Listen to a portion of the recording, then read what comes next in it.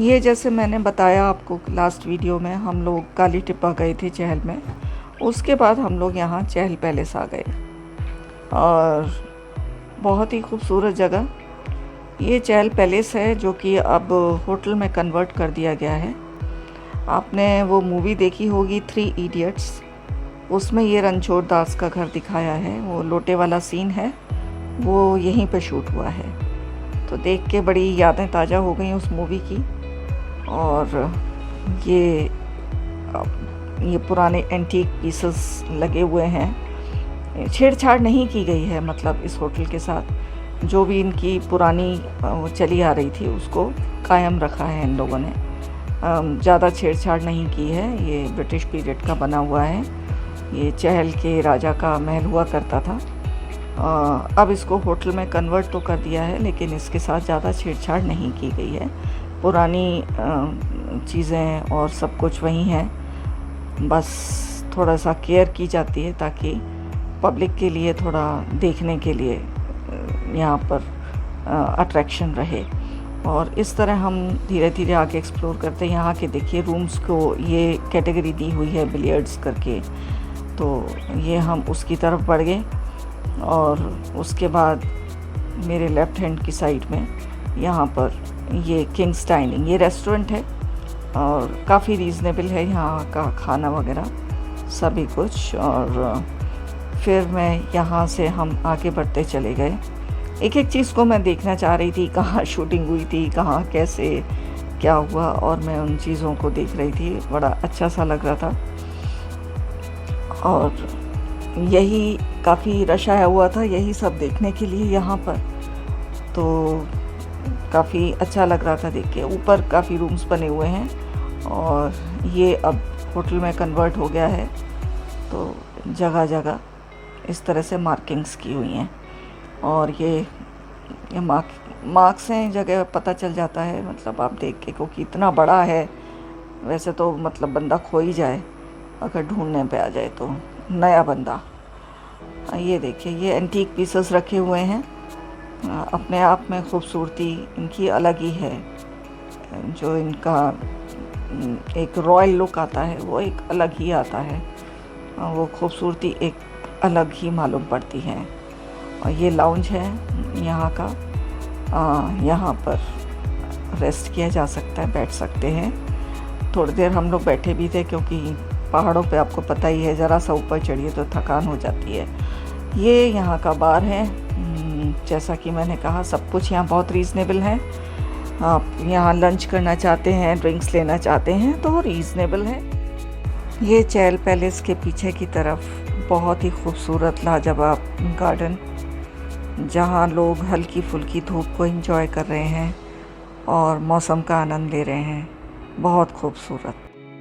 और ये घूमते घूमते मैं लाउंज में आ गई।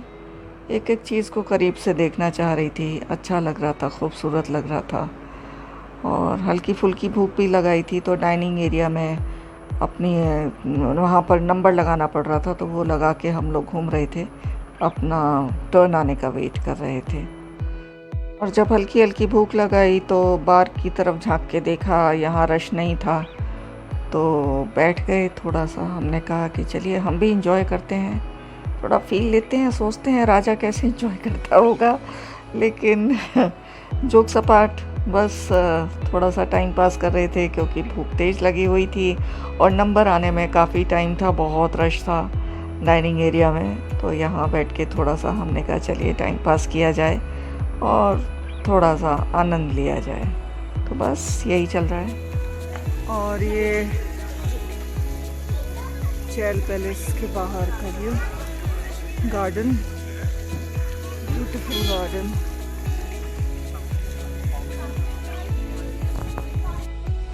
कल चहल से लौटते वक्त काफ़ी वहाँ पे ओले वगैरह गिरने लगे और हमें थोड़ी देर हो गई थी, तो कल का मैं वीडियो एंड नहीं कर पाई। और आज हम निकल पड़े हैं मशोबरा नालदेड़ा। हमारी आइटनरी में तो ताता पानी भी था, जहाँ हमें रिवर राफ्टिंग करनी थी, लेकिन मैं आपको आगाह कर दूं कि कुछ मतलब हिल स्टेशंस में कुछ ऐसी टैक्सी सर्विसेज होती हैं जो एक तरह से स्कैम हैं।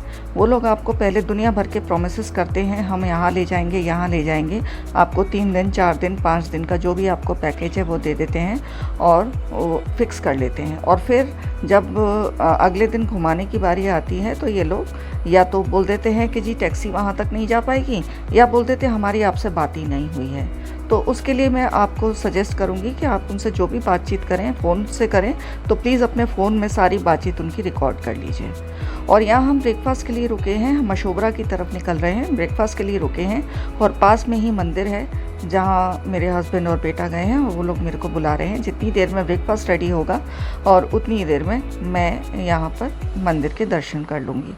तो बस यहाँ के बारे में आपको बताना इसलिए ज़रूरी था कि कुछ हिल स्टेशंस में कुछ टैक्सी एजेंसीज ऐसी हैं जो इस तरीके के स्कैम्स करती हैं, तो प्लीज़ उनसे बच के रहिए। मेहनत का पैसा है, जब ऐसे जाता है तो बुरा लगता है। फिर हमने मूड ऑफ नहीं किया अपना, क्योंकि रिवर राफ्टिंग तो ऐसा है कि हम ऋषिकेश में भी काफ़ी कर चुके थे, तो हमने कहा छोड़ो उसको, जो है उसी को एंजॉय करते हैं। तो अब हम ये मशोबरा पूरा देखने के बाद फिर नालदेड़ा में जाकर वहाँ पर चढ़ाई है, 2 से 2.5 फीट की सिर्फ रोड होती है और घोड़े पे जाना पड़ता है। तो शायद मैं वहाँ की वीडियो ना बना पाऊँ क्योंकि वहाँ तो मोबाइल या कैमरा हाथ में ले ही नहीं सकते।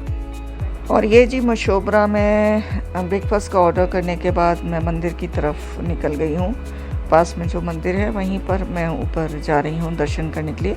मेरे हस्बैंड और मेरा बेटा पहले ही पहुँच गए थे, तो उन लोगों ने वहाँ से मुझे इशारा किया कि जितनी देर में ब्रेकफास्ट रेडी हो रहा है तुम भी आ जाओ और हम लोग मिलके यहाँ दर्शन करेंगे। तो बस मैं भी मंदिर की तरफ निकल पड़ी और अपने दर्शन करके फिर हम लोग नीचे जाकर और ब्रेकफास्ट को एंजॉय करेंगे और फिर उसके बाद आगे निकल जाएंगे। और बस वहाँ से ब्रेकफास्ट करके फिर हम आगे निकल गए मशोबरा की तरफ और एक्सप्लोर करने के लिए। और ये हम उससे ऊपर आए हैं, यहाँ आए हैं और सीनिक ब्यूटी को एंजॉय कर रहे हैं, एक्सप्लोर कर रहे हैं मशोबरा को। और ये देखिए बड़े बड़े पाइन ट्रीज, बहुत ही खूबसूरत नज़ारा है। और ये एक साइड में पाइन ट्रीज, दूसरी साइड में ये बुशेस, इनके बीच में हम आगे बढ़ते जा रहे हैं, मशोबरा की खूबसूरती को देखते जा रहे हैं। मौसम भी अच्छा है। कल चहल से जब लौट रहे थे तो अचानक ओले पड़ने लगे। तो पहाड़ों के मौसम का कुछ पता नहीं होता, कब धूप निकल आती है। परसों हम मॉल रोड पे थे तो अचानक बारिश शुरू हो गई, कल ओले पड़ने लगे, आज धूप। वो कहते हैं ना, खामोशी की भी अपनी एक अलग ही आवाज़ होती है जो बहुत खूबसूरत होती है। बस उसी आवाज़ को सुनते हुए, उसको महसूस करते हुए हम आगे बढ़ते जा रहे हैं और ये खूबसूरती देखते जा रहे हैं। हिमाचल का कल्चर समझ में आता है ये सब देख के कि किस तरह से लोग अपना गीत संगीत को एंजॉय करते हैं, देखते हैं, और यहाँ का रहन सहन समझ में आता है।